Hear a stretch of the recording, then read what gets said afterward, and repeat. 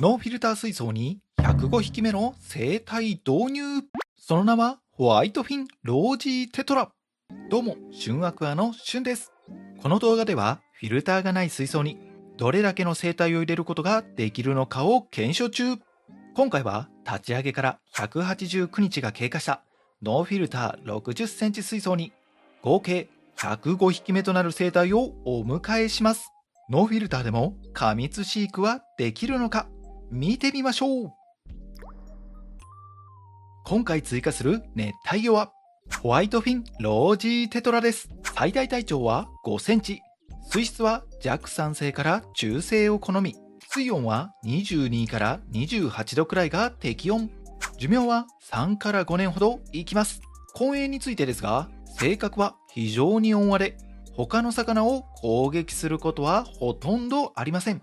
小型魚との相性がいいので我が家の水槽なら大丈夫です。それに見てわかる通り体高があるので口が大きな魚に食べられるリスクが低いです。気の強い魚でなければある程度大型の魚と混泳は大丈夫ですね。餌は人工のものでも問題ありません。冷凍赤虫やブラインシュリンプを与えると発色は良くなるので準備できるのであれば与えるのもいいですね。水合わせのために水槽に入れてみましたが、サイズが大きくてびっくりしてしまいました。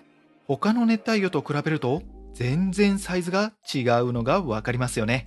体長はそこまで大きくないと思います。すでに住んでいるグラスブラッドフィンの方が体長はあると思います。ただ体高がものすごく高い。体だけでも大きいのにそこに長いヒレがついています。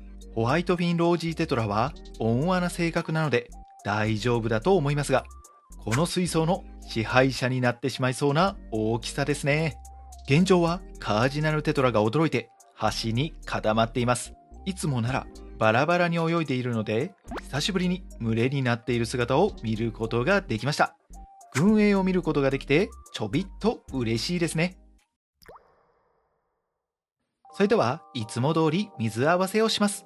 袋ごと水につけて水温を合わせながらスポイトで水を入れて水質も合わせます。これを2時間くらいかけてゆっくりと新しい環境に慣れさせてあげましょう。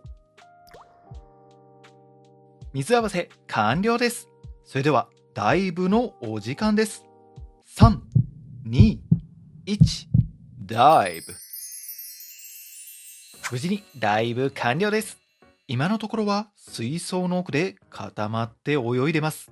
5匹とも1箇所に集まって身を寄せ合っているので落ち着くんでしょうね。5匹以上で飼育するのが推奨されているのでその通りにしてよかったのだと思います。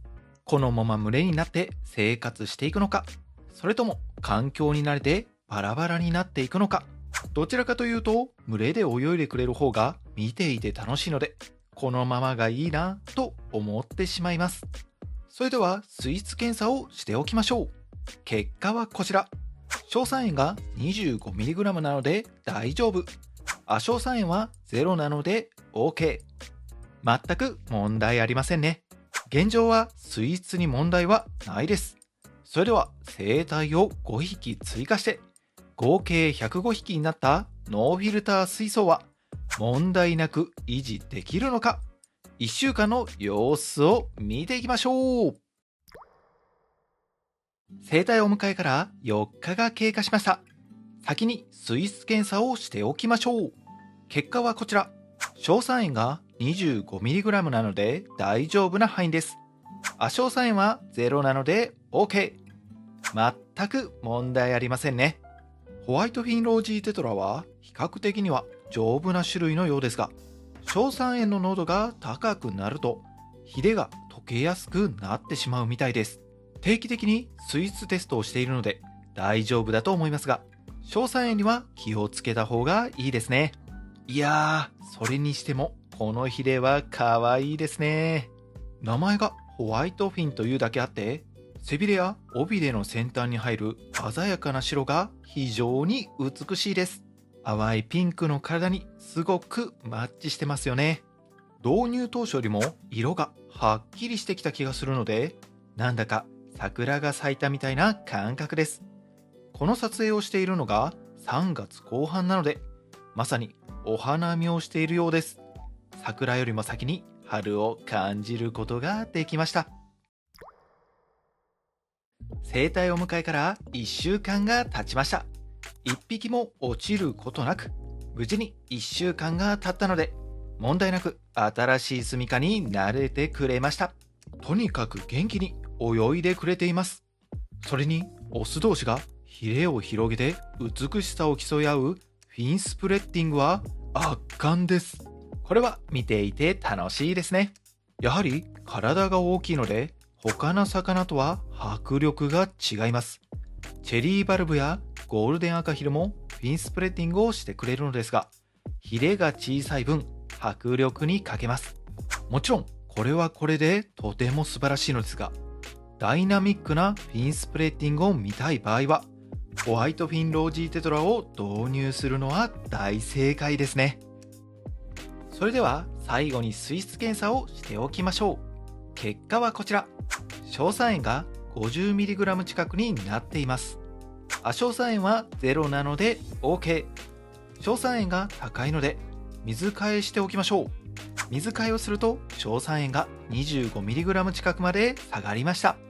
硝酸塩が少し高くなってしまっていましたが、水質的には許容範囲です。亜硝酸塩が反応していないので、水質落下速度よりもバクテリアの活動の方がまだ勝ってます。まだまだ検証は終わりません。正直なところ100匹を超えたらさすがに無理かなと思っていましたが、なんとか持ちこたえてくれていますね。